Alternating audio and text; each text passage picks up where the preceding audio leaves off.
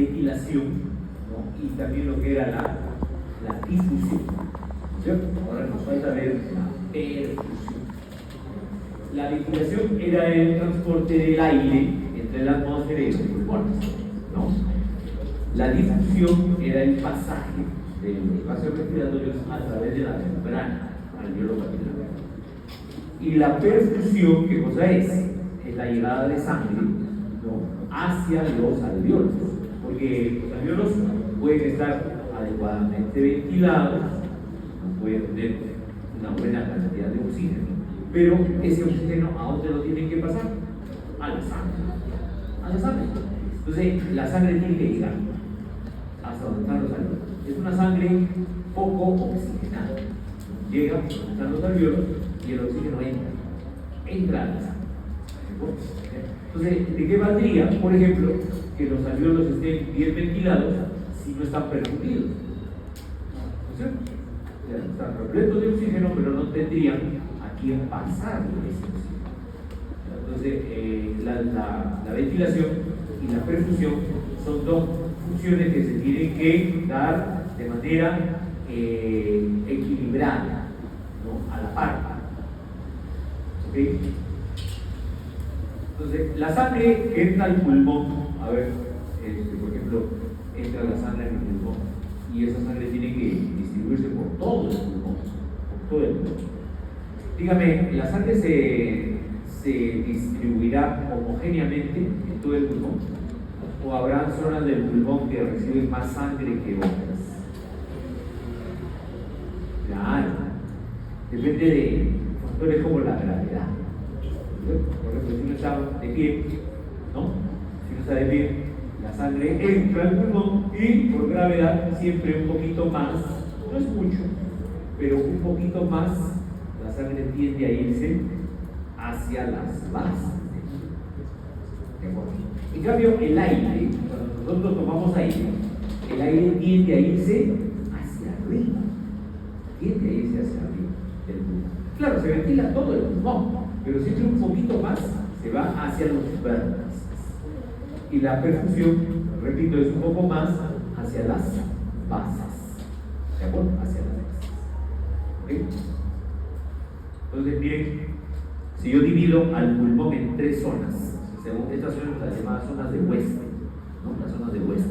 La zona 1, zona 2, zona 3. La zona 1 es la parte apical del pulmón, la zona 2 la parte medial y la zona 3 es la base del pulmón, ¿no?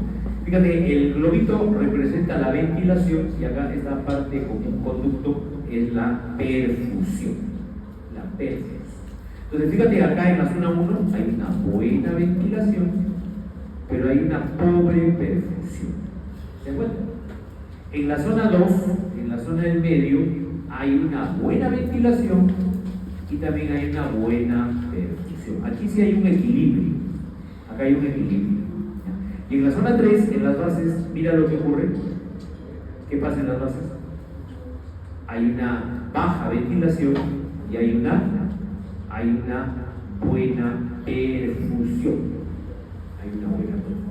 Entonces no se olviden, en la zona de los vértices predomina la ventilación sobre la perfusión. Y en las bases es al revés. Predomina la perfusión sobre la ventilación. Y si nos echamos, esto es porque uno está de pie, si nos echamos, bueno, ahí sí, ya las tres zonas se homogenizan cuando uno está echado, ¿no? Porque ya eliminamos ese factor de la gravedad. ¿Ya? Entonces, de pie, la sangre siempre va a ir un poquito más hacia las bases, pero cuando nos echamos, ya es homogéneo. Es homogéneo. En cuanto a las presiones, los pulmones no van a soportar las mismas presiones que el resto del organismo. En realidad, el circuito pulmonar es un circuito de bajas presiones, ¿no? Por ejemplo, si medimos las presiones sistólicas y diastólicas en la arteria pulmonar, está pues muy lejos de las presiones que hay en la arteria aórtica, ¿no? La arteria pulmonar, por ejemplo, su presión sistólica es 25 y la diastólica es 8. Eso significa que las presiones, repito, a nivel del circuito pulmonar son bajas en relación al circuito sistémico, ¿no es cierto? Ya. Ahora, ¿qué pasa si aumentan? Por vasoconstricción, por ejemplo, puede incrementarse esta presión solamente en el circuito pulmonar. Eso se llama hipertensión pulmonar. Y esa presión en el circuito menor depende básicamente de un factor, que es la resistencia vascular pulmonar. Este es el equivalente a la resistencia vascular sistémica, que es un factor que determina, ¿no?, la presión a nivel sistémico. La resistencia vascular pulmonar va a determinar la presión en el circuito pulmonar. Entonces, acá tenemos la fórmula para lo que deseamos saber. La resistencia vascular pulmonar es igual a la presión media de la arteria pulmonar menos la presión capilar pulmonar entre el gasto cardíaco multiplicado por 80. O sea, tenemos que introducir un catéter para medir la presión en la arteria pulmonar y también introducir un catéter que llegue hasta los capilares pulmonares para poder calcular esta resistencia. Bueno, no es pues un valor que se utilice de manera, digamos, cotidiana, de manera secuente. Es un valor que solamente se registra en los pacientes en ciertos casos, porque su cálculo es un poco complicado. Hay que hacer un cateterismo pulmonar para poder determinar estos valores. Ahora, lógicamente, si la tendencia es a incrementar la presión, ¿no?, pulmonar, hay mecanismos por los cuales, ¿no?, el sistema pulmonar debe mantener baja la presión. No podemos subir mucho la presión en los pulmones porque se produce, como les repito, la hipertensión pulmonar. Y eso sí es grave. Entonces hay que mantener la presión, ¿no? Así como un paciente tiene hipertensión arterial, ¿no?, hipertensión arterial y hay que mantener la presión baja, igual, en el sistema pulmonar también hay que mantener la presión baja. Para ello hay dos mecanismos. Uno es el reclutamiento capilar y otro es la distensión capilar. El reclutamiento significa que la sangre se va a redistribuir a aquellos capilares donde haya una mejor ventilación, ¿no? Donde hay mejor ventilación, ahí se redistribuye el flujo sanguíneo hacia aquellos capilares. Y la distensión capilar es por la cantidad de perfusión. Si llega más sangre, los capilares se dilatan. Al haber vasodilatación, pues la presión no se eleva, la presión más bien disminuye. ¿Ya? La presión más bien disminuye. Entonces acá tenemos un reclutamiento, fíjate, la sangre se redistribuye en aquellas zonas donde hay una mejor ventilación. Y la distensión es una vasodilatación. Hay una vasodilatación de los vasos sanguíneos para que la presión baje, ¿no?, para que disminuya. Bueno, otras características que tiene la circulación pulmonar es que tiene una respuesta, ¿no? La circulación pulmonar responde básicamente de acuerdo a las presiones parciales de los gases y fundamentalmente responde a las presiones parciales de oxígeno, ¿no? ¿Qué pasa si la presión arterial de oxígeno aumenta? Si la presión arterial de oxígeno aumenta, entonces ¿qué va a suceder? Va a haber como efecto reflejo, va a haber una vasodilatación de los vasos pulmonares. ¿Para qué? Bueno, se entiende que si hay un aumento de la presión arterial de oxígeno, quiere decir que hay mayor cantidad de oxígeno en la arteria, ¿no? Hay mayor cantidad de oxígeno. Entonces, la cantidad de sangre que llega al pulmón debe ser mayor para que se oxigene en mayor cantidad. En cambio, cuando hay una disminución de la presión alveolar de oxígeno, ¿no?, o sea, hay menos oxígeno en los alveolos, entonces por lo tanto a esos alveolos llega menos cantidad de sangre. No requiere que llegue mucha sangre porque hay poco oxígeno. Esto lógicamente no es en todo el pulmón, ¿no? Habrán zonas del pulmón con menor presión alveolar y otras con mayor presión alveolar. Entonces, la vasoconstricción se va a dar en aquellas zonas donde hay una menor presión de oxígeno. Y donde hay más presión de oxígeno, habrá una vasodilatación. ¿De acuerdo? Ahora, la vasoconstricción es para que la sangre se quede más tiempo. Al haber una reducción del diámetro, la sangre tiene más dificultad para pasar y demora más en pasar por el alveolo. Entonces, eso le da más tiempo al alveolo para que pueda entrar el oxígeno a la sangre. ¿Ok? Muy bien. ¿Qué factores incrementan, provocan vasoconstricción pulmonar? Ya dijimos, la baja presión alveolar de oxígeno. Además de eso, el aumento del CO2, la hipercapnia, la acidosis, la hipotermia, la estimulación del sistema simpático, etc. ¿Y qué factores disminuyen la resistencia vascular? Si yo quiero disminuir la resistencia vascular, provoco vasodilatación. ¿No es cierto? ¿Y qué factores entonces provocan esa vasodilatación? La presencia de oxígeno, la disminución del CO2, la alcalosis, los agonistas beta-adrenérgicos, como los que se usan para el tratamiento del asma, los broncodilatadores, el isoproterenol, bueno, etc. Muy bien. Ahora vamos a ver cómo es el fenómeno de la difusión y a la vez la oxigenación de la sangre. ¿Ya? Recordamos un poquito, ¿se acuerdan de esta diapositiva que les presenté hace algunas clases? La composición del aire que respiramos, ¿no? En el aire que respiramos, ¿cuál es el gas más abundante? Nitrógeno. Es más o menos ¿qué porcentaje es? El 78%. Muy bien. ¿Y el oxígeno, qué porcentaje es en el aire? 21%. Muy bien. Y a 21%, ¿no? Esa es la fracción inspirada de oxígeno, ¿cierto? Y si uno se va a la altura, ese 21% baja hasta... ¿Cuánto baja? No baja, muy bien. Veo que andamos muy examen. Porque vino una pregunta de esta, ¿no? Excelente. Entonces, cuando uno va a la altura, sigue siendo 21%. ¿De acuerdo? O sea, la presión, lo que va a variar es la presión, no varía el porcentaje, pero sí varía la presión.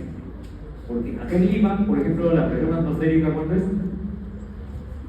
760, ¿no? Milímetros de mercurio. Pero si uno va a la altura, esa presión ahí sí disminuye. Por ejemplo, en Huancayo, ¿cuánto es la pregunta del examen que decía? 500, ¿no? Si en Huancayo la presión es 500, la presión atmosférica, entonces la presión inspirada sigue siendo 21%. Entonces la presión inspirada, ¿cuánto será?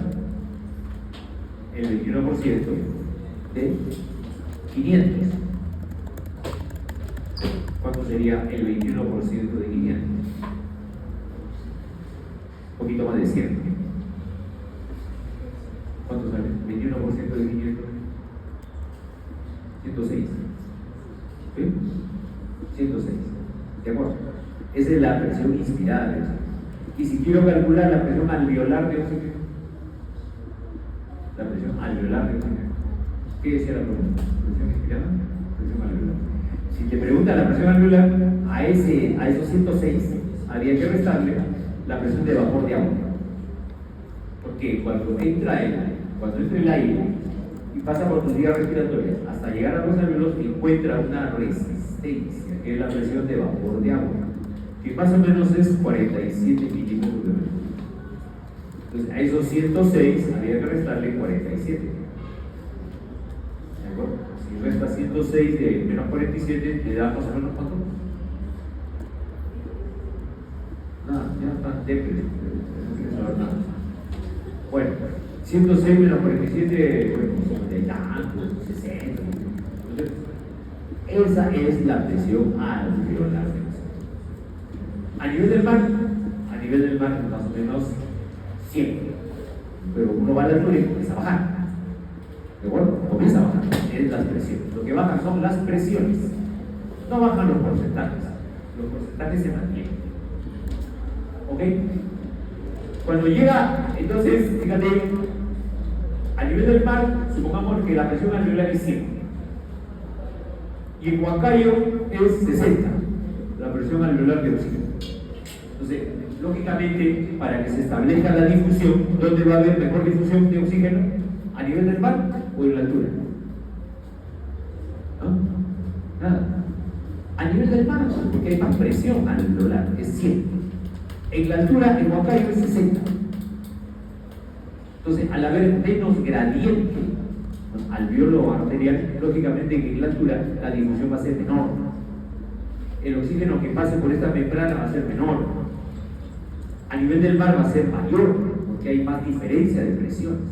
Entonces, el oxígeno pasa, digamos, con más fuerza. Pero en la altura no. En la altura tiene menos presión. Entonces, el oxígeno va a tener más dificultades para atravesar la membrana alveolo-capilar. Entonces, lógicamente va a haber una menor oxigenación de la sangre en la altura. Y obviamente las células van a recibir menor cantidad de oxígeno, ¿no? Y eso es una hipoxia. Y ahí comienzan los problemas, ¿no? La persona va a comenzar a sentir falta de aire, ¿no? Si la hipoxia es moderada, severa, el paciente va a tener problemas de dificultad para respirar, ¿no? ¿Okay? Entonces, el oxígeno y el CO2 tienen que atravesar esta membrana, que ustedes ven, que es la membrana alveolo-capilar. Esta membrana tiene 5 componentes. ¿Cuáles son? Yendo del alveolo hacia la sangre, ¿cuáles son? Fíjate, el oxígeno, ¿qué tiene que atravesar primero? Fíjate acá, fíjate en el mouse. ¿Qué tiene que atravesar primero? La sustancia surfactante. Luego, la célula epitelial del alveolo. Célula epitelial del alveolo. De ahí, la membrana basal del epitelio alveolar. De ahí, el tejido intersticial. De ahí, la membrana basal de la célula endotelial del capilar. Y de ahí, la célula endotelial del capilar. Todas esas estructuras tienen que atravesar el oxígeno. Pucha, tiene que pasar por todo eso. Claro, sí, pero en realidad es una membrana bien delgadita. Más o menos mide 0.5 micras de espesor. Bien delgadita. Entonces, no hay problema, lo atraviesa fácilmente. Pero ¿qué pasaría, por ejemplo, en enfermedades donde esa membrana se vuelve más gruesa? Hay enfermedades donde esa membrana se vuelve más gruesa. Por ejemplo, es una fibrosis. Esa membrana se hace más gruesa. Entonces, ¿qué va a suceder? El oxígeno ya no va a poder pasar con facilidad. Va a tener dificultad. A pesar que tú le puede tener una buena presión en el alveolo, pero el hecho que la membrana se haga más gruesa va a tener dificultades para pasar. Entonces, ¿qué hay que hacer con ese paciente? ¿Qué tratamiento le darías a ese paciente con fibrosis pulmonar?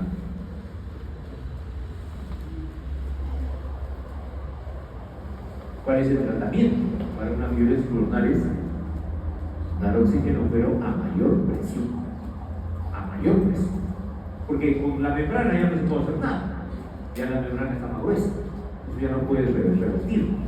Entonces, el oxígeno que llega ahí tienes que meterlo con más presión para que pueda vencer esa capa más gruesa. Por eso que los pacientes con fibrosis paran con su balón de oxígeno todo el tiempo. Un oxígeno que está a mayor presión. ¿Ya? ¿De acuerdo? Entonces, ¿qué cosa es la difusión? La difusión es el pasaje de las moléculas de un gas a través de una membrana permeable. Y esta difusión siempre se va a dar de un punto de mayor presión a otro punto de menor presión. para que haya difusión siempre se requiere que haya una diferencia de presión, o sea, una gradiente de presión. Si no hay gradiente de presiones, no hay difusión. Suponiendo que, por ejemplo, la presión en el alveolo sea igual que en la arteria, no hay difusión. Tiene que haber una diferencia. ¿Ya? Tiene que haber una diferencia. Ok, por ejemplo, mire acá. ¿Cuánto es la presión en este ejemplo de aquí? ¿Cuánto es la presión alveolar de oxígeno? ¿Cuánto es? 120. ¿Y en la sangre? 40. ¿Hay gradiente o no hay gradiente? Claro, hay gradiente, hay diferencia. La diferencia es 80.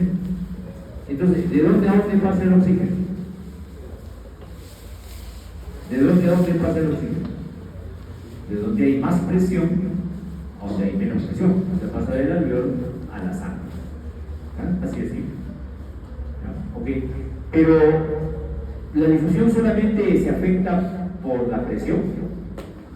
No solamente por la presión. Hay otros factores. Ya le hemos dicho, por ejemplo, el grosor de la membrana. Si la membrana alveolo-capilar se hace más gruesa, eso disminuye la difusión. Otra, ¿cuál es? El área de superficie de todos los alveolos. Si yo, por ejemplo, agarro todos los alveolos y los extiendo, voy a formar un área de unos 90 metros cuadrados, como una cancha de tenis, 90 metros cuadrados. Una gran superficie. Ahora dime, entre mayor sea la superficie de difusión, esta se favorece, ¿sí o no? Entre menos área de superficie haya, menos difusión. Claro. Entonces, por ejemplo, suponiendo a una persona le da, a un paciente le diagnostican cáncer pulmonar. Sus cánceres pulmonares de células pequeñas, son malignos. Entonces le dice yo, le dice el médico al paciente, usted tiene un cáncer pulmonar, entonces acá hay otra, le tenemos que extirpar ese pulmón, por ejemplo, suponiendo que tiene el pulmón derecho. Felizmente en el izquierdo todavía no está limpio, el problema está ahorita en el pulmón derecho. Entonces, ahorita lo mejor sería extirpar ese pulmón. ¿Ya?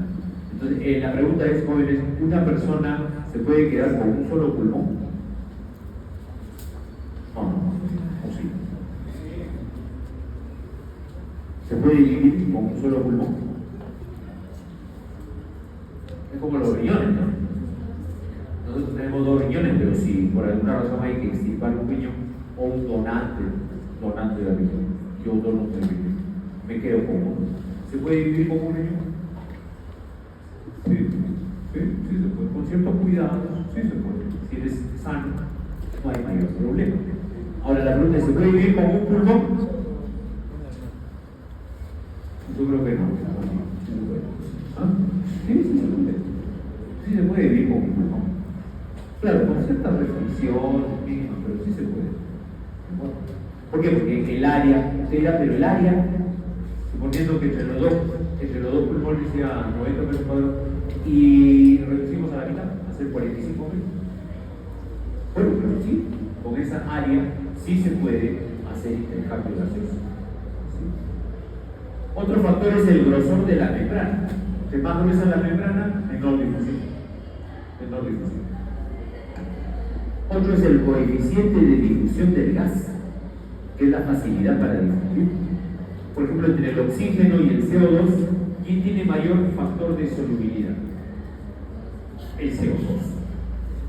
Por lo tanto, el CO2 pasa más rápido por la membrana alveolo-capilar que el oxígeno. ¿Ya? Y entre el oxígeno y el monóxido de carbono tiene mayor factor de solubilidad todavía. Mayor factor. Entonces el CO2, el monóxido pasa mucho más rápido que el oxígeno. Por eso que uno se puede intoxicar con monóxido de carbono. Si estás en un ambiente donde hay mucho monóxido de carbono, te puedes intoxicar. Porque ese monóxido se fija muy rápidamente a la hemoglobina. Muy rápidamente. Mucho más que el oxígeno. ¿Ya? Entonces bien, En el aire, a ver, analicemos bien esto. Mira, en el aire inspirado, ¿no? El porcentaje de oxígeno es 20.9, o sea, 21%. Si la presión atmosférica es 760, entonces la presión parcial de oxígeno en el aire inspirado es 159, ¿no? Y en el aire traqueal hay que restarle 47. Hay que restarle 47 porque pues, la presión de vapor de agua, ¿no? Entonces básicamente es 100 la presión que llega al alveolo. La presión alveolar de oxígeno es 100, ¿de acuerdo? Y en la sangre venosa es 40. Fíjate, entonces, si en alveolo es 100 y en la sangre venosa es 40, entonces la difusión se va a dar en este sentido, en el sentido de la flecha, del alveolo hacia la sangre. Y aumenta, al entrar a la sangre, aumenta la presión arterial de oxígeno ¿hasta cuánto? Hasta 95, 97, ¿ya? Más de 95 es lo normal. Bueno, la difusión es un fenómeno que es un fenómeno físico que está regido por la ley de Fick. La ley de Fick nos dice que la difusión de un gas depende de su coeficiente de difusión. El coeficiente de difusión, entre mayor sea, no, entonces quiere decir que la difusión de ese gas va a ser mayor. También depende del área de la superficie, ¿no? A mayor área, mayor difusión. Y es inversamente proporcional a la distancia recorrida.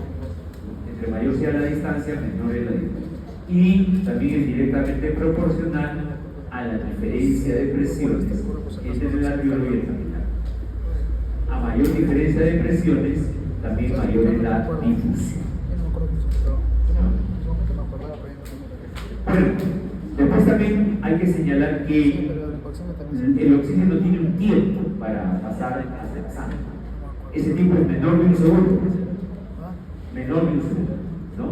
En condiciones normales es la cuarta parte de un segundo, o sea, 0.25 segundos, ¿no? Para que la presión de 40 con la que se tiene el oxígeno en la sangre venosa suba hasta 100, casi 100. ¿De acuerdo? ¿Qué pasa si hay un engrosamiento de la membrana alveolo capilar? Por ejemplo, en pacientes con fibrosis pulmonar, la membrana está más gruesa, entonces la difusión ya no se va a hacer tan rápido. El oxígeno ya no va a pasar tan rápido, va a tener dificultades para pasar.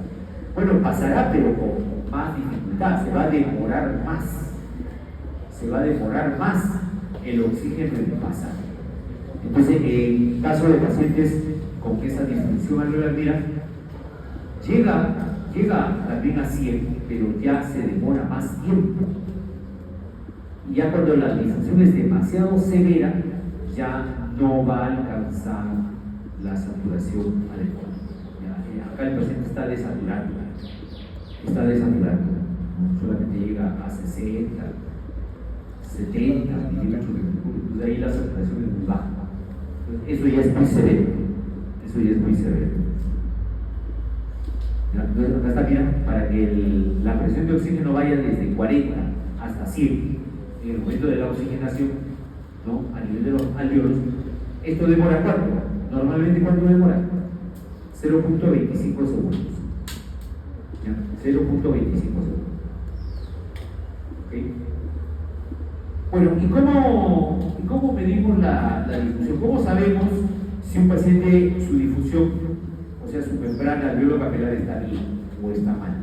Hay un test, hay una prueba que se le hace a los pacientes, es el test de medición de difusión del monóxido de carbono.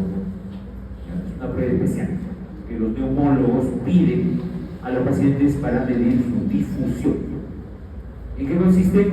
Te hacen inspirar una cierta cantidad de aire contenido en una bolsita, ¿no? Te dan que toques ese aire contenido en una bolsita, y esa bolsita tiene una cantidad determinada de monóxido de carbono. Ya tiene una cantidad previamente calculada, ¿no? Entonces tú te colocas la mascarilla y aspiras todo ese aire, ¿no? Entonces está entrando una cantidad conocida de monóxido de carbono. Inspiras, cortas la respiración 10 segundos, ¿no? 10 segundos, cortas la respiración y cuando pasan los 10 segundos te dan otra bolsita donde tienes que botar el aire. Botas el aire. Entonces, miren el monóxido de carbono ahora en la bolsita donde has expirado. ¿De acuerdo?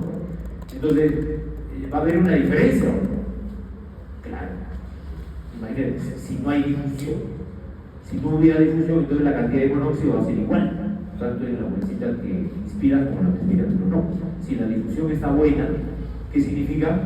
Que va a haber una diferencia entre el aire inspirado y el aire expirado. Y el valor normal es más o menos 25 mililitros por minuto por milímetro de mercurio de presión.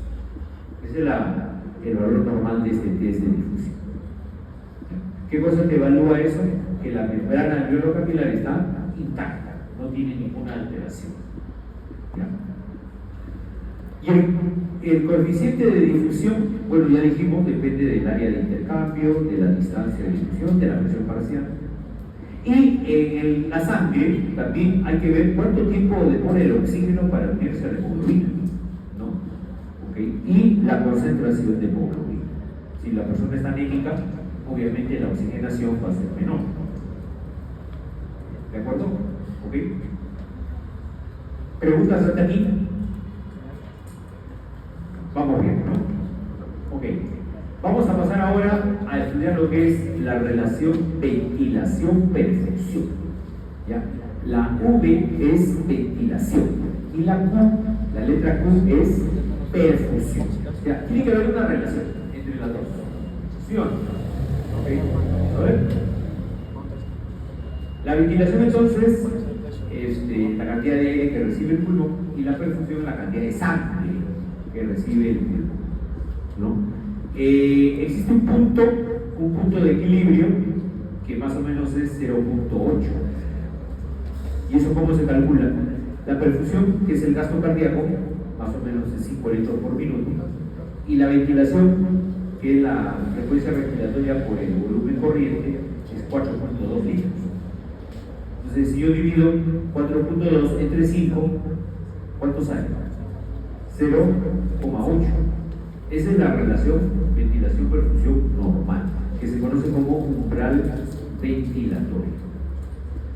¿Ya? Umbral ventilatorio. Pero ya habíamos señalado, que la perfusión, ¿dónde es mayor? ¿En las bases o en los vértices del pulmón? En las bases.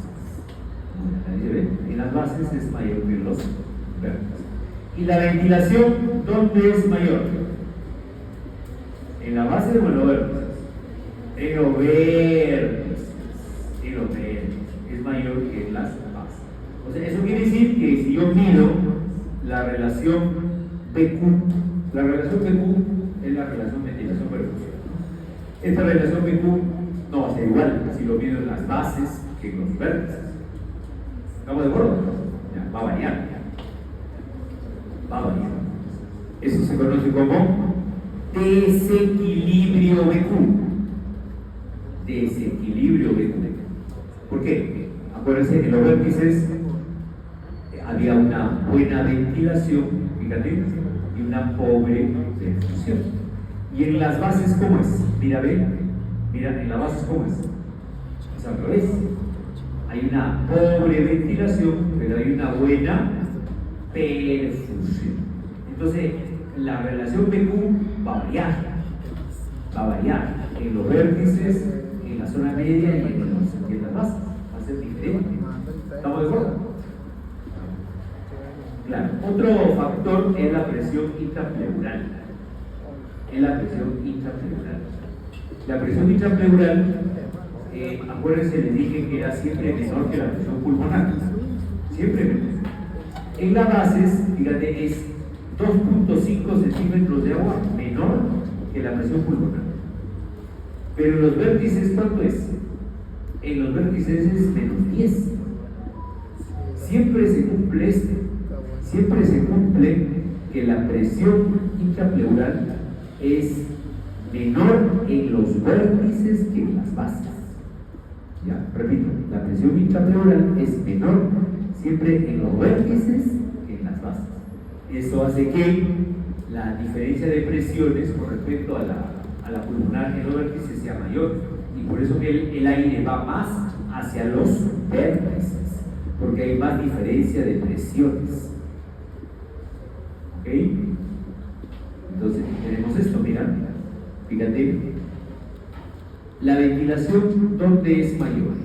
¿En los vértices o en las bases?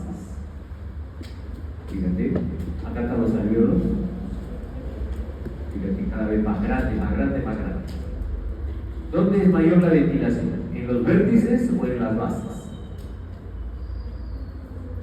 Ahí lo están viendo, mira, el alvéolo acá en el vértice es más chiquito y en las bases es un poco más grande.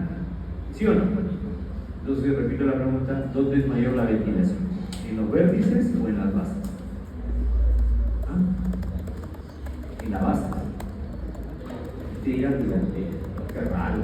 Si hace un ratito dijo usted que la ventilación es mayor en los vértices, ¿no? Ya. ¿Eso por qué se da? Se da por lo siguiente. Miren, en realidad, yéndonos al concepto exacto, la ventilación es mayor en las bases. Fíjate, la ventilación acá tiene los vértices, el alvéolo más chiquito y en la base más grande. Y la perfusión, ahí sí, es notorio que la perfusión es mayor en las bases. Entonces quiere decir que tanto la ventilación como la perfusión son mayores en las bases. Sí, pero a la hora de sacar la relación, porque hay que sacar la relación PQ. Esta relación PQ entre esta ventilación y esta perfusión no va a ser igual a la relación ventilación-perfusión en las bases. No va a ser igual. ¿Por qué? Porque si bien es cierto, la ventilación aumenta cuando más se dirige a las bases, pero la perfusión va a aumentar mucho más. La perfusión aumenta mucho más en las bases que en los vértices. Entonces, a la hora de sacar la relación PQ, esta relación va a ser cada vez menor. ¿Me puede entender? ¿Sí? A ver, vamos a explicar un poquito mejor esto para que no quede con ninguna confusión. Nuevamente, la ventilación alveolar por minuto es 4 litros en una persona sana. ¿De acuerdo? 4 litros por minuto. ¿Y cuánto es el gasto cardíaco por minuto también en una persona sana? 5 litros por minuto. ¿Okay? Entonces, si yo saco la ventilación-perfusión, ¿cuánto será? 4 entre 5, ¿cuánto sale? 0.8. Esa es la relación ventilación-perfusión normal. ¿Ok? 0.8. Esta relación de 0.8, ¿dónde se va a establecer? Básicamente en el centro del pulmón, en la zona 2, en la parte central. ¿De acuerdo? Ya. Ahora, si nos vamos hacia los vértices, vamos a encontrar zonas de ventilación de espacio muerto. Zonas de ventilación de espacio muerto. ¿Qué significa eso? Que van a haber alvéolos bien ventilados, pero mal perfundidos. Van a haber alvéolos con ventilación, pero sin recibir perfusión. Entonces, ese aire que está contenido dentro de esos alvéolos se llama ventilación de espacio muerto. ¿De acuerdo? Okay. Eso ocurrirá más que todo en los vértices o en las bases del pulmón. ¿Dónde ocurrirá eso? Más que todo, ¿en los vértices o en las bases del pulmón? En los vértices. Muy bien.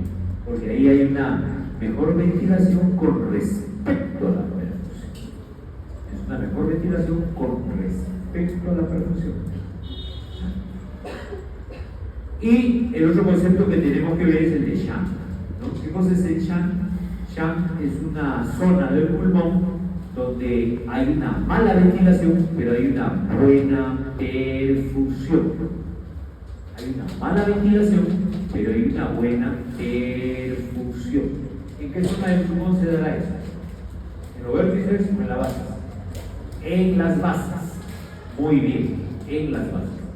Entonces, en las bases, esta relación ventilación-perfusión va a ser mucho mayor a favor de la perfusión. Hay mucho más perfusión que ventilación. Este shunt que nosotros estamos analizando es un shunt anatómico. Es un shunt anatómico, ¿no? Que se da, pues, como repito, en aquellos alvéolos mal ventilados, pero que están bien perfundidos. Bien perfundidos. ¿De acuerdo? El shunt normalmente es de 2 a 5%. De 2 a 5%. Como están mal ventilados, pero bien perfundidos, entonces, ¿qué va a pasar con la sangre? La sangre venosa con poco oxígeno llega al alvéolo y como está mal ventilado, no va a haber oxigenación. Como no va a haber oxigenación de la sangre poco oxigenada vuelve a salir del pulmón también como sangre poco oxigenada. O sea, debió entrar como sangre venosa y salir como sangre arterial. Pero no, entró como sangre venosa y vuelve a salir como sangre venosa. Entonces hay una mezcla, donde debe haber arterial, donde debe haber sangre arterial, hay sangre venosa. Por eso se llama shunt, porque hay una mezcla de sangres. Shunt es mezcla de sangres. ¿Ya? ¿Ok? Ahora, ¿cómo calculamos ese shunt? Que normalmente debe ser de 2 a 5%. ¿Cómo calculamos ese shunt? Bueno, hay que introducir catéteres. O, pues, si no puedes cateterizar a un paciente, también se puede calcular sin catéter. Para lo cual tendríamos que aplicar esta fórmula. Esta fórmula nos dice que el shunt es igual al contenido de oxígeno en el capilar menos el contenido de oxígeno en la arteria, ¿no? Entre 3.5 más el contenido en el capilar del oxígeno menos el contenido arterial. Los normales hasta 3.5. En promedio, 3.5. Okay. Otra forma de calcular el shunt dentro del pulmón es el contenido capilar del oxígeno menos el contenido arterial de oxígeno sobre el contenido capilar menos el contenido venoso del oxígeno. ¿Ok? En este caso, ¿cuánto es el shunt? Normal de 2 a 5%. Ese es el shunt normal. ¿Ok? Y ese es el shunt anatómico. Ese es el shunt anatómico. Tenemos que calcular un shunt fisiológico. El shunt fisiológico es aquel que suma el shunt anatómico más el shunt que se produce por alguna enfermedad, por alguna patología. ¿De acuerdo? Por ejemplo, una zona de atelectasia, donde no entra el aire de esos alvéolos. Eso aumenta el porcentaje de shunt. Si normalmente es de 2 a 5%, si hay zonas de atelectasia en el pulmón, ese porcentaje de shunt aumenta en relación directa al porcentaje de alvéolos que están mal ventilados. ¿Okay? Entre menor sea la ventilación de los alvéolos, mayor será el shunt. Entonces, una forma de encontrar shunt también es a través de estos índices. Hay un índice de recambio gaseoso, ¿no?, que sirve para estimar el shunt fisiológico. Tenemos la presión alveolar de oxígeno, va a ser igual a la fracción inspirada de oxígeno por la presión barométrica menos la presión de vapor de agua, y esto menos la presión arterial de CO2 entre 0.8, que es el cociente respiratorio. Todo este valor debe darnos una cantidad que si es menos de 0.5 es normal, ¿no? perdón, de 0.5 a 0.8 es un shunt moderado. De 0.25 a 0.30 es un shunt significativo. Y menos de 0.25 ya es un shunt crítico.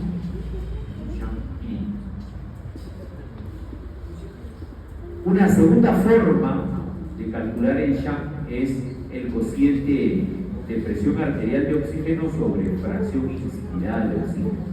Esto es lo que los médicos conocen como PAFI. El PAFI es la presión arterial de oxígeno entre la fracción inspirada de oxígeno. ¿Ya? Entonces, ¿cómo hacemos acá? Se divide, ¿no? y el valor obtenido se resta del valor normal, y por cada diferencia de 100 el shunt es de 5%. Por ejemplo, si el PAFI sale 500, el porcentaje de shunt es 5%. Si el PAFI es 400, el porcentaje de shunt es 10%. Si el PAFI es 300, el porcentaje de shunt aumenta. O sea, conforme baja esta relación PAFI, aumenta el porcentaje de shunt. Lo normal, como ustedes recuerdan, es hasta 5%. Entonces, con PAFIs menores de 500, ya el shunt comienza a aumentar peligrosamente. ¿Ya? Y este shunt, obviamente, entre mayor sea el porcentaje de shunt, será menor la oxigenación de la sangre. A mayor shunt, menor oxigenación de la sangre.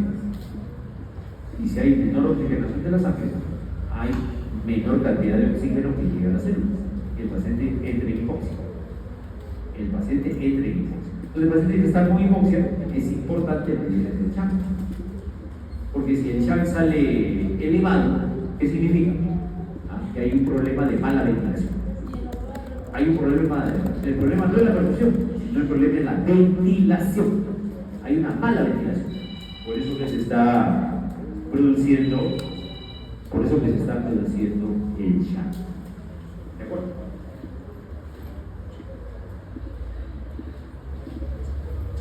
Y hay una tercera forma de calcular el shunt. Hay una tercera forma, que es mediante la gradiente alveolo arterial de oxígeno. O sea, lo que hacemos es, simplemente a la presión alveolar de oxígeno le restamos la presión arterial de oxígeno. ¿Se acuerdan que la presión arterial de oxígeno podía ser de 80 a 100? ¿No es cierto? Y la presión alveolar de oxígeno es 100. Entonces, si es 100, esta gradiente, ¿cuánto es? Puede ser 0 hasta 20. Siempre y cuando el oxígeno esté al 100%, la saturación sea 100%. ¿Okay?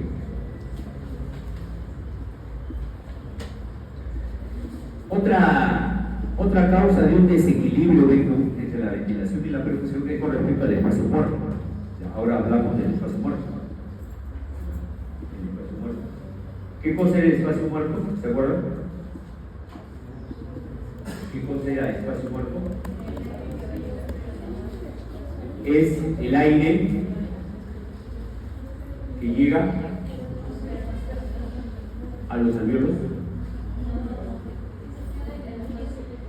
que se queda en las vías respiratorias. Claro, ahí no hay intercambio gaseoso. ¿De acuerdo? No hay intercambio gaseoso. ¿Okay? Ese es el espacio muerto. Pero hay también patologías en las cuales el aire llega a los alveolos, pero suponte que ese alveolo no está perfundido. Entonces ese alveolo se convierte también en espacio muerto. ¿Me dejo entenderlo? Porque va a tener su oxígeno, pero ¿a quién le va a pasar el oxígeno?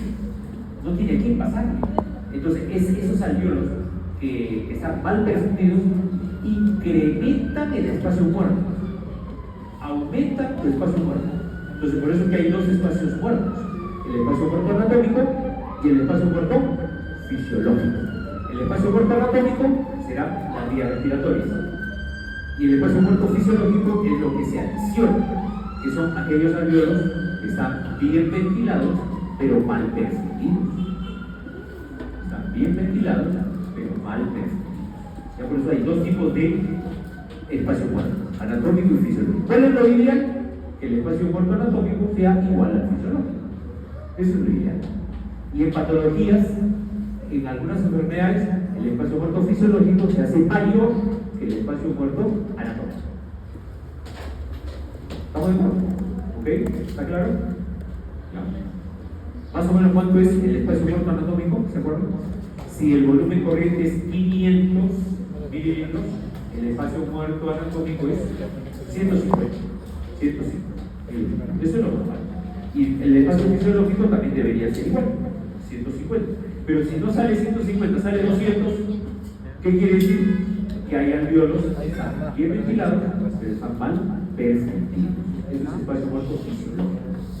Eso es espacio muerto fisiológico. ¿Ya? Entonces, en conclusión, fíjate, ¿qué es ese espacio muerto? Fíjate acá. Son alvéolos bien ventilados, pero mal perfundidos. Es un hilito de sangre, no más pasa. ¿Ya? Bien ventilado, tiene buena cantidad de aire, pero mal perfundido. Y un shunt, ¿qué cosa es? Un shunt. Alvéolos mal ventilados. Mira acá, ha entrado un poquito aire de ese alvéolo. Mal ventilado, pero bien perfundido. ¿Sí o no? Entonces entra acá la sangre venosa, no se oxigena y vuelve a salir con sangre venosa. Eso es un shunt. ¿Y lo normal cómo debe ser? Lo normal pues es que haya alvéolos bien ventilados y a la vez también bien perfundidos. O sea que hay una buena relación ventilación-perfusión. ¿De acuerdo? ¿Y cómo se mide? Usted dirá, ¿y se puede medir el espacio muerto? Sí. También hay pruebas para medir el espacio muerto, pero ¿se puede calcular? Claro, mediante fórmulas. También se puede calcular mediante fórmulas el espacio muerto del paciente. Por ejemplo, una primera forma es calculando la gradiente arterial alveolar de CO2. De CO2, ya no de oxígeno, sino de CO2. Entonces, coges la presión, ¿no? Coges la presión alveolar de oxígeno menos la presión arterial de oxígeno. Perdón, arterial de CO2 menos la presión alveolar de CO2. Esa es la gradiente, ¿no? La gradiente. No se olvide que la A minúscula, por si acaso, para que no se confundan, la A minúscula, ¿qué significa? Arterial. Y la A mayúscula, alveolar. Entonces la gradiente aquí es arterial alveolar, ¿no? Gradiente arterial alveolar de CO2, ¿a qué es igual? A la presión arterial de CO2 menos la presión alveolar de CO2. ¿Ya? ¿Okay? Si la presión arterial de CO2 es más o menos 40, 45, por ejemplo, y la presión alveolar es 40, entonces la gradiente es 5, por ejemplo,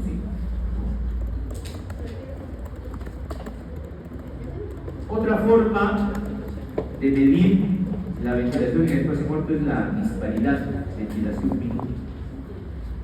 Cuando hay un incremento en esta ventilación, que no se asocia a una disminución de la presión arterial. Claro, porque si una persona ventila más rápido, ¿no? Tú comienzas a hiperventilar, ¿qué debe pasar con la presión arterial de CO2? ¿Aumenta o disminuye? Disminuye, porque estoy botando CO2. Entonces, si la ventilación aumenta, si la ventilación minuto aumenta, la presión arterial de CO2 debe bajar. ¿Estamos de acuerdo? ¿Sí? Eso es lo normal. Pero ¿qué pasa? ¿Qué pasaría si la ventilación minuto aumenta y la presión arterial de CO2 también aumenta? No. Eso está mal, algo está mal ahí. Eso se llama disparidad. Disparidad.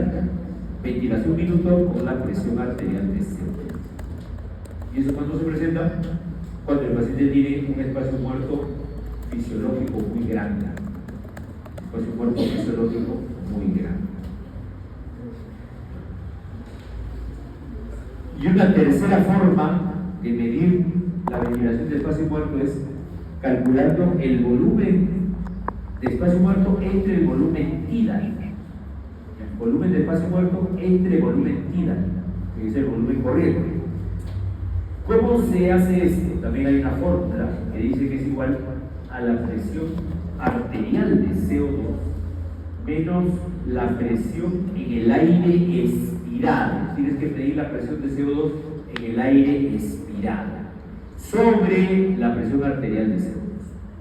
Lo normal de 25 a 40%. ¿Ya? Lo normal de 25 a 40%. ¿Ya? Si hay aumento de este porcentaje, quiere decir que ese paciente tiene un volumen de espacio muerto. Tiene un volumen de espacio muerto. ¿Ya? Ok, entonces mire, por ejemplo en el gaito está esta gráfica, ¿no? Está esta gráfica, que a veces no lo saben interpretar, ¿no? Acá lo vamos a interpretar. Miren, para acá, para este lado, ojo, tenemos bottom, significa bases. Top, ¿qué significa? En inglés, top, ¿qué cosa es? Vértice. Vértice, bottom es bases. ¿De acuerdo? La pregunta es, mira, esta raya, observa por favor bien el gráfico para que lo interprete bien. Esta línea es la ventilación y esta es la perfusión. Blood flow es perfusión. Esta es la ventilación y esta es la perfusión. Si yo miro solo la ventilación, mira, solamente mira la ventilación. No mire la perfusión. Fíjate la línea de la ventilación. Dime, ¿dónde es mayor la ventilación? ¿En el vértice o en las bases? A ver, la ventilación. De acá hasta acá. ¿Dónde es mayor la ventilación? ¿En el vértice o en las bases del flujo? ¿No se encuentra?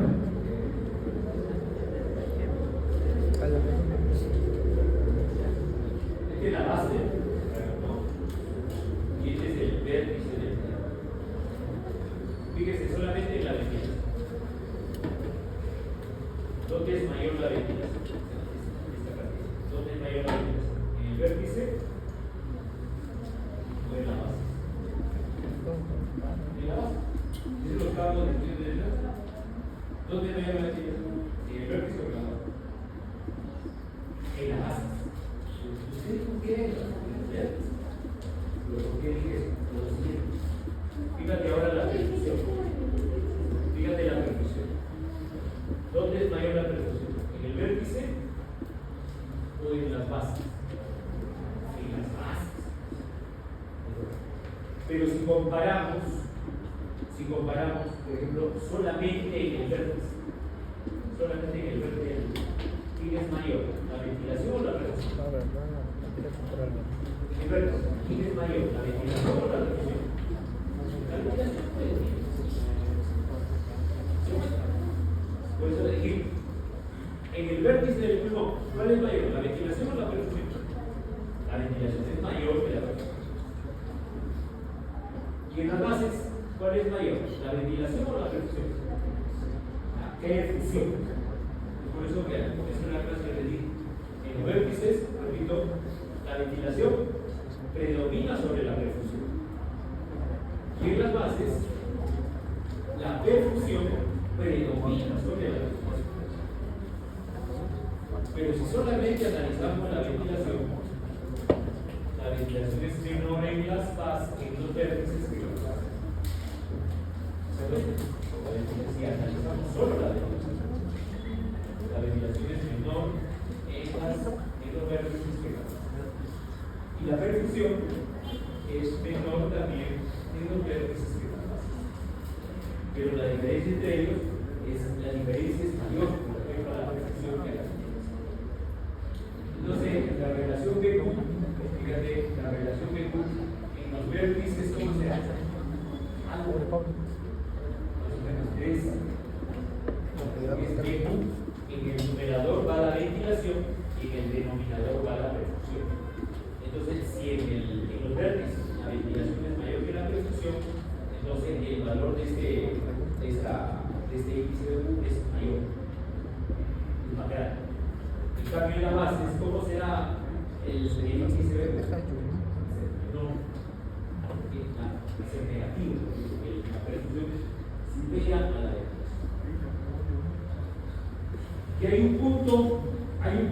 son iguales.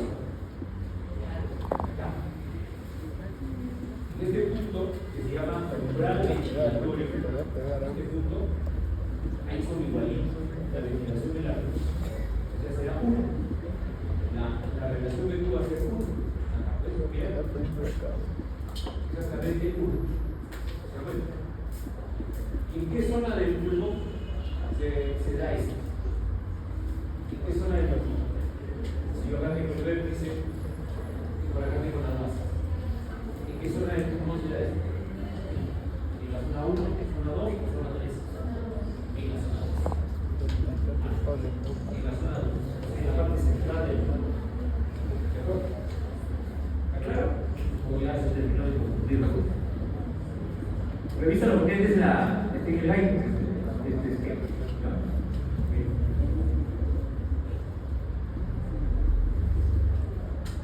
Entonces, cuando hay un desequilibrio de esta relación ventilación-perfusión, cuando hay un desequilibrio, eso conlleva a que un paciente entre hipoxémico. La causa más frecuente de hipoxemia en un paciente es el desequilibrio ventilación-perfusión. Esta relación BQ es muy utilizada por los neumólogos, muy utilizada para evaluar la función pulmonar. ¿Ya? Por ejemplo, acá miren, acá, fíjate, la relación ventilación-perfusión, ¿dónde está? Acá. Fíjate, observa el mouse, por favor, en la proyección. Mira, la relación BQ en el vértice, ¿cuánto es? En el vértice de este pulmón, ¿cuánto es? 3. Significa que la ventilación es mayor que la perfusión, porque la ventilación va en el numerador y la perfusión va en el denominador. Entonces, si tiene un valor mayor de 1, significa que la ventilación es mayor que la perfusión, ¿cierto? ¿De acuerdo? ¿Y en las bases cuánto es? En las bases, ¿cuánto es? 0.63. Es menor de 1. Si es menor de 1, ¿qué significa? Que la ventilación es menor que la perfusión. ¿Estamos de acuerdo? ¿Ya? ¿Ok? ¿Está claro ahora o no? ¿Sí? Bien. ¿Preguntas hasta acá? ¿Estamos bien?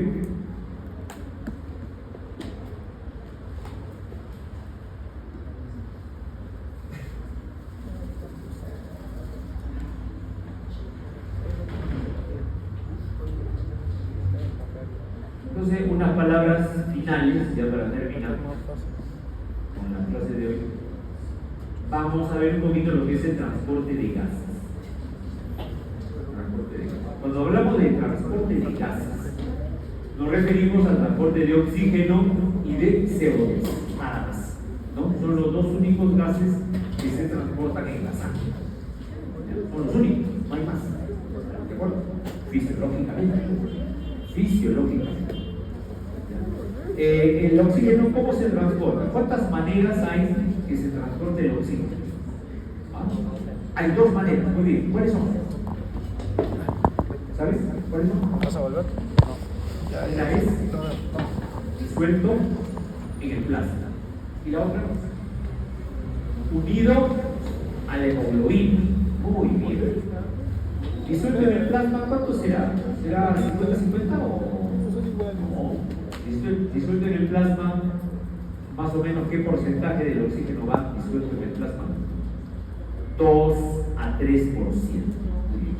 Quiere decir que unido a la hemoglobina va el 97 al 98% del oxígeno, o sea, casi todo. Y tú dices, ¿por qué tan poquito oxígeno va en el plasma? Porque el oxígeno es insoluble en agua. Y en el plasma, pues básicamente es agua. Entonces, el oxígeno, al ser insoluble en agua, no se puede transportar disuelto. Al toque tiene que irse como sea la hemoglobina para poder ser transportado. ¿Ya?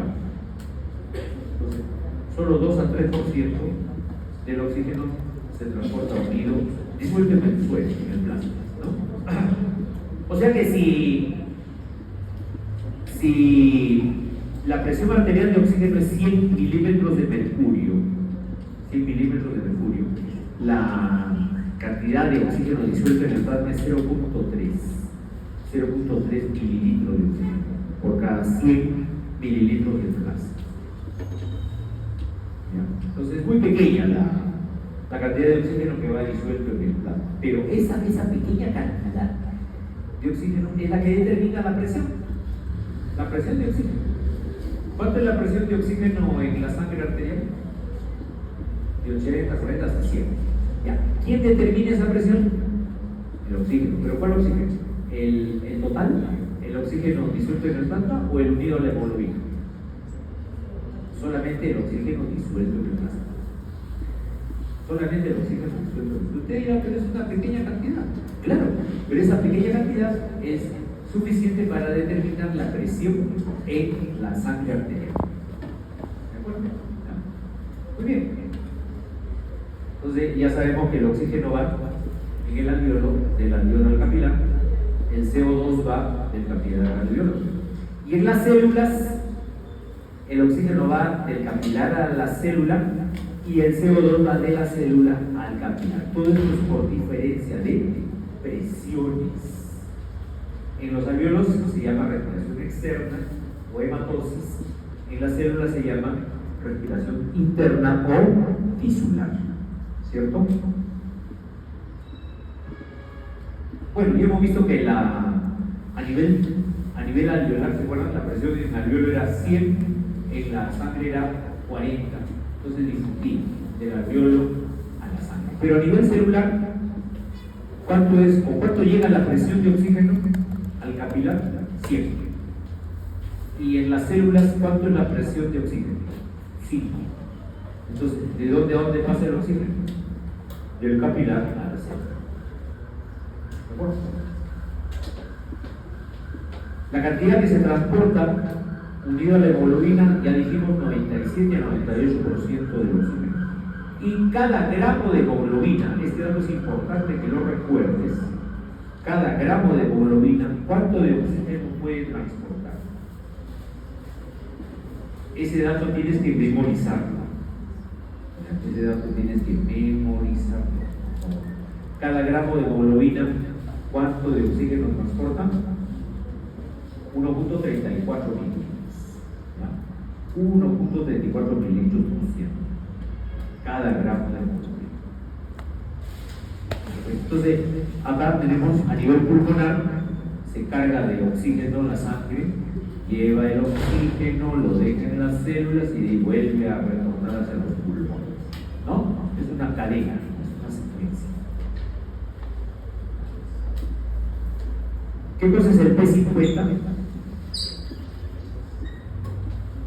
Lo mencionamos creo que en algún momento. El P50, o se vio en seminarios me parece, el P50 es aquella presión, ¿no? Aquella presión de oxígeno con la cual se alcanza el 50% de la saturación de la hemoglobina. ¿Ya? Repito, el P50, ¿qué cosa es? Es aquella presión de oxígeno en sangre arterial, con la cual se alcanza el 50% de la saturación de la hemoglobina. Lo normal es que ese P50 corresponda a 27, más o menos 27 mililitros de mercurio. ¿Qué pasa si el P50 aumenta? Si te dicen, este paciente tiene un P50 de 40 milímetros de mercurio, entonces tú dices, lo normal es 27. Si tiene 40, su P50 aumenta. ¿No es cierto? ¿Eso qué significa? Significa que hay una disminución de la afinidad de la hemoglobina por el oxígeno. Ya, repito, cuando el P50 aumenta, significa que hay una disminución de la afinidad de la hemoglobina por el oxígeno. ¿Y eso qué significa? Que la hemoglobina suelta más rápido el oxígeno. Suelta más rápido. ¿Ya? Eso ocurre a nivel celular. ¿Ya? Eso ocurre a nivel celular. ¿Ok? ¿Ya? Esta es la curva de disociación de la hemoglobina. ¿Cierto?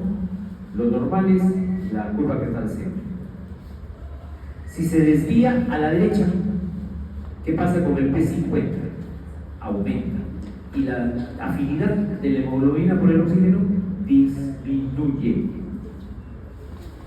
Y cuando se desplaza a la izquierda, la afinidad de la hemoglobina por el oxígeno aumenta. ¿Y qué pasa con el P50? El P50 disminuye. ¿De acuerdo? ¿Ya?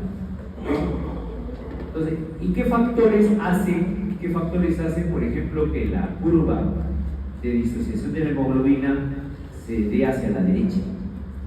Una acidosis, una disminución del pH, un aumento de la temperatura, un aumento de la presión de CO2, un aumento del 2,3-difosfoglicerato, una hipoxemia, una anemia, un aumento de fosfato. Todo esto hace que la curva se desvíe a la derecha. Y la afinidad de la hemoglobina por el oxígeno disminuye. ¿Y la P50? ¿Qué pasa con la P50? Aumenta. ¿De acuerdo? Entonces, cuando se desvía a la derecha, la afinidad de la hemoglobina por el oxígeno disminuye, lo suelta más rápido al hacerlo. Y cuando se desvía a la izquierda, la afinidad de la hemoglobina por el oxígeno aumenta. Entonces ahí capta más oxígeno, se une más oxígeno a la hemoglobina. A nivel de los pulmones ocurre eso. Ya, ahí está. Mira, cuando la curva se desplaza a la derecha, ¿qué significa? Que hay poca afinidad de la hemoglobina por el oxígeno. ¿Y qué pasa con el P50? Aumenta. Y cuando la curva se desplaza a la izquierda, ¿qué ocurre? Hay mayor afinidad de la hemoglobina por el oxígeno. ¿Y qué pasa con la P50? La P50 disminuye. ¿Ok?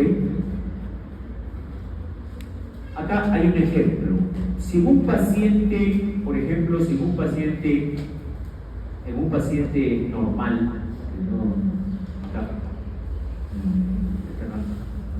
la curva del centro es la normal, con una presión de 60 milímetros de mercurio, está saturando más o menos 89%.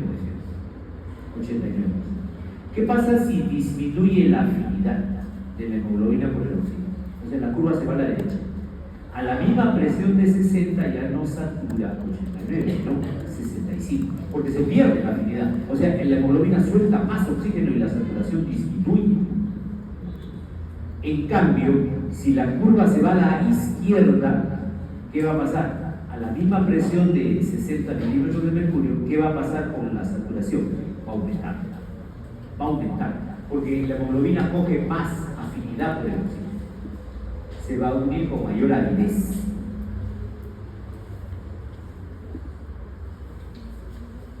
¿Ok? Entonces, la dirección a la derecha, disminución de la hemoglobina, la afinidad de la hemoglobina por el oxígeno. Desviación a la izquierda, mayor afinidad de la hemoglobina por el oxígeno. Y eso ocurre a nivel celular. A nivel celular, la curva se desvía hacia la derecha para que la hemoglobina pueda dejar al oxígeno. Y a nivel alveolar, ¿qué tiene que ocurrir? Al contrario, tiene que la curva irse a la izquierda para que la hemoglobina tenga más afinidad por el oxígeno y así se pueda unir mejor al oxígeno. ¿Ya? A nivel pulmonar.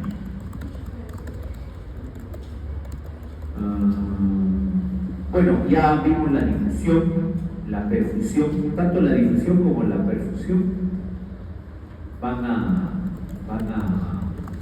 influenciar sobre el transporte de gases. Si la difusión disminuye, el transporte también disminuye. Si la perfusión disminuye, también el transporte disminuye porque hay menos oxigenación de la sangre. ¿No es cierto? Ok. Por lo tanto, tiene que haber un equilibrio. Tiene que haber un equilibrio entre la ventilación y la perfusión. ¿Se acuerdan cuánto tiempo demora en oxigenar la sangre? En entrar a la sangre. ¿Se acuerdan? 0.25 segundos. No, normal. 0.25 segundos. Bueno, y hemos visto la difusión, la membrana alveolar capilar. La difusión depende también del coeficiente de difusión del gas. y las presiones. Tiene que haber, para que haya difusión, tiene que haber diferencia de presión. La ley de Henry en física, de repente lo han visto, indica que la concentración de un gas en una solución es igual a su presión y su solubilidad. En ese sentido, por ejemplo, si hay igual presión de oxígeno y de CO2, ¿cuál predominaría? En unirse a la hemoglobina, por ejemplo, de CO2, porque tiene más solubilidad. Pero para contrarrestar eso, el oxígeno tiene más presión que el CO2. Por ejemplo, en la sangre arterial, por ejemplo, la presión de CO2 es 40 y la de oxígeno 100. ¿Por qué tiene que haber más presión de oxígeno que CO2? Porque el oxígeno es menos soluble que el CO2. Es menos soluble que el CO2.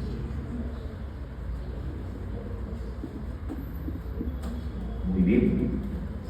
Entonces, ya dijimos que en el plasma la cantidad de oxígeno que se transporta disuelto en el plasma solamente es el 3%, ¿no? Lo que equivale a 0.03.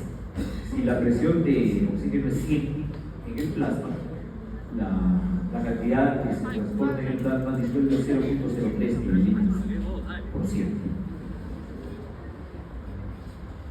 Entonces, en la sangre se transporta 0.3 mililitros de oxígeno y unido a la hemoglobina 20. En total 20.3 entre los dos. Entonces la hemoglobina sin el oxígeno en una reacción reversible. Cuando la hemoglobina está unida al oxígeno se llama oxihemoglobina, y cuando ya se suelta de la hemoglobina, desoxihemoglobina. ¿Con cuántas moléculas de oxígeno se une la hemoglobina? Con 4. Y es la forma de transporte más eficiente del oxígeno. Esa es la hemoglobina, tiene 4 subunidades, 2 alfa y 2 beta, ¿no? Un anillo pirrólico con un hierro en cada una de estas subunidades. Y ese hierro, en estado más 2, se une con una molécula de oxígeno. ¿De acuerdo? ¿Ok? Cuando se une al oxígeno, la hemoglobina se encuentra en un estado relajado, como oxihemoglobina, y cuando suelta el oxígeno se encuentra en su forma tensa, como desoxihemoglobina. Aquí está. ¿Okay? Por eso que la curva de disociación no llega a 100%, porque siempre hay un 2 a 3% de oxígeno disuelto en el plasma. Del 100% de oxígeno que entra, solamente el 97-98% se une a la hemoglobina. Por eso que la curva de saturación llega hasta el 97-98%, no llega a 100%. ¿De acuerdo? Entonces, si yo quiero calcular acá la saturación a una presión de 100, a una presión arterial de 100 mililitros de mercurio de oxígeno, la saturación es 99 a 97.5. No llega así, porque hay un porcentaje de oxígeno que va disuelto en el plasma, 2 o 3%, ¿no? Y en sangre venosa la presión de oxígeno es 40. Para esa presión la saturación es 75, que es suficiente para la sangre venosa, suficiente, no requiere más. Entonces, si una mol de hemoglobina es 64.5 gramos, una mol de oxígeno es 22.4. ¿Cuántas moles de oxígeno transporta una mol de hemoglobina? ¿Cuántas moles de oxígeno transporta una mol de hemoglobina? 4. Entonces, si transporta 4 y cada mol de oxígeno es 22.4, entonces multiplico 4 por 22.4. Eso es por cada mol de hemoglobina. ¿Y cuánto es la mol de hemoglobina? Una mol de hemoglobina, ¿cuánto es? 64,5. Entonces yo multiplico 4 por 22,4 entre 64,5, ¿cuánto sale? 1,34. Por eso es lo que hay que memorizar. Cada gramo de hemoglobina transporta 1,34 mililitros de oxígeno. Ese es el origen de esa relación. Ese es el origen de esa relación. ¿Ok? Entonces, el oxígeno disuelto es 0,3 y el transportado de la hemoglobina es 20,1.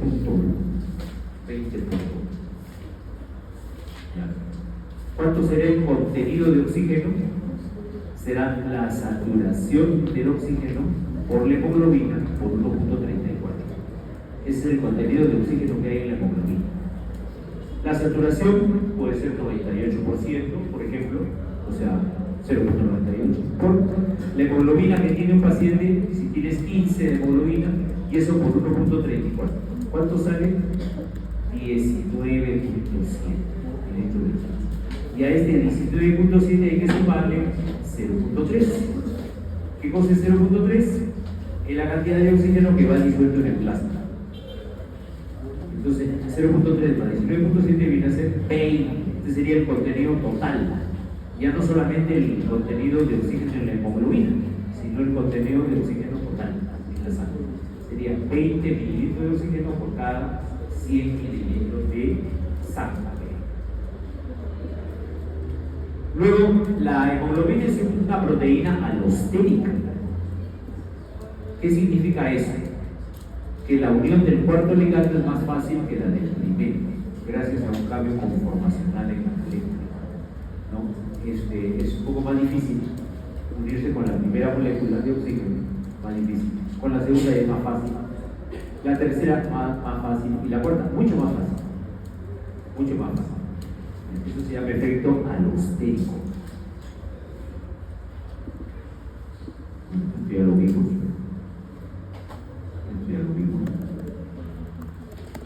El efecto Bohr es la acidez que se da alrededor de las células para que se favorezca la oxigenación de las mismas. O sea, la acidez que hay alrededor de las células hace que la hemoglobina pierda la afinidad por el oxígeno. Eso se llama efecto Bohr.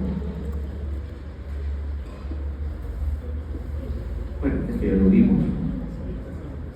En el ejercicio, ¿no? En el ejercicio, ¿qué va a pasar con la saturación?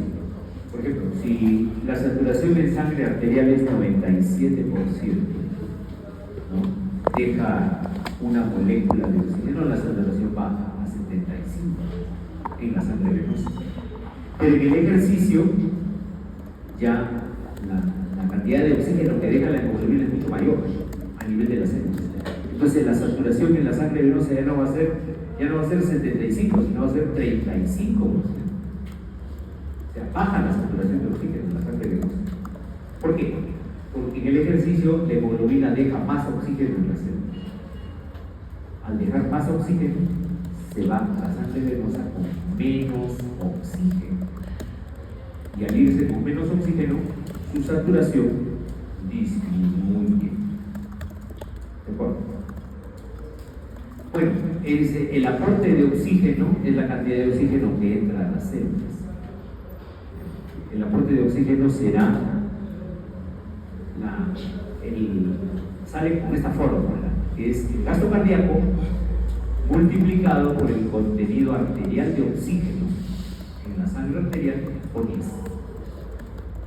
El gasto cardíaco, ¿cuánto es? 5 litros por minuto.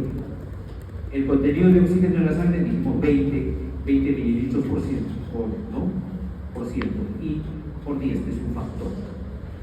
¿Cuánto sale? 1000 mililitros de oxígeno por minuto. Ese es el aporte de oxígeno a las células. Aporte de oxígeno a las células.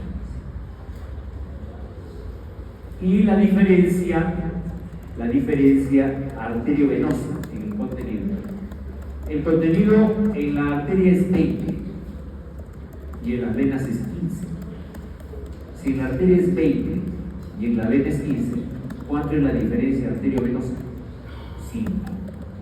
Muy bien, por 100. Y por litro, 50.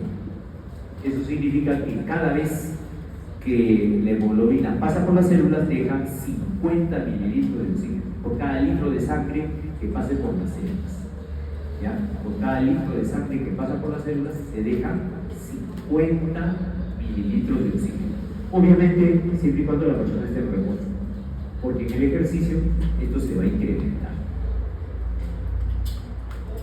Y el consumo de oxígeno también se puede calcular. Sería igual al gasto cardíaco por el contenido arterial menos el contenido venoso por 10, ¿no?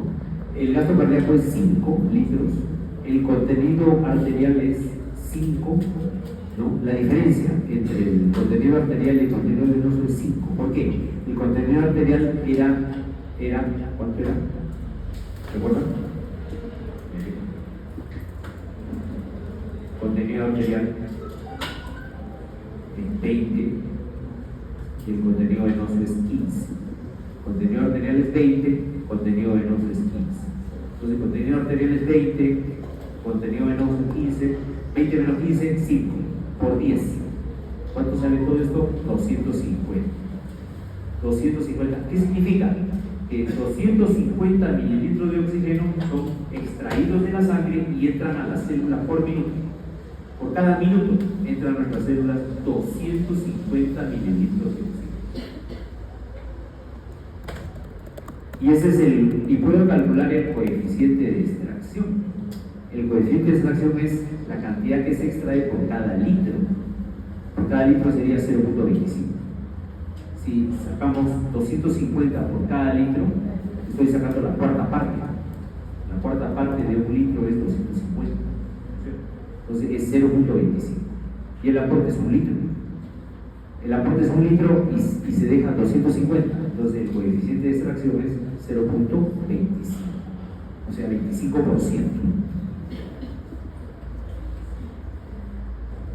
Bueno, y finalmente ya para terminar ahora sí, existen 4 tipos de hipoxia. Hipoxia tisular. ¿Qué cosa es hipoxia tisular? Cuando no llega oxígeno a las células. Y esto puede ser por 4 causas. Hay 4 tipos de hipoxia. La hipoxia hipóxica, la hipoxia anémica, la hipoxia circulatoria y la hipoxia histotóxica. ¿Qué significa la primera? La hipoxia hipóxica es porque hay menos oxígeno. Entró menos oxígeno a la sangre. ¿Por qué? Bueno, porque hay un problema pulmonar o de repente estoy en la altura y hay menos oxígeno en el aire.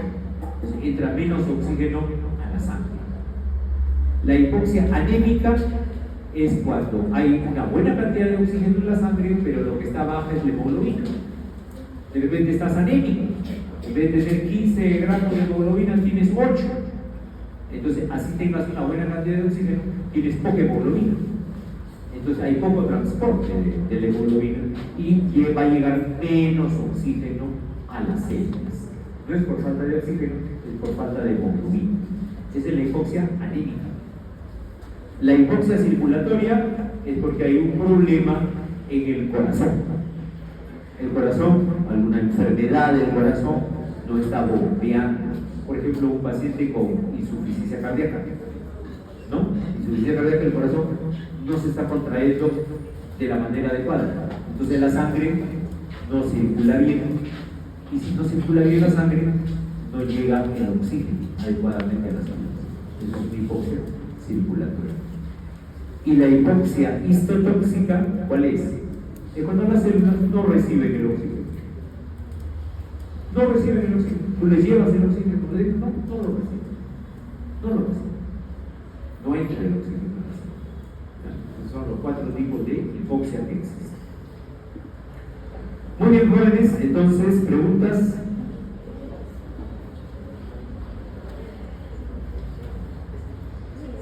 Listo.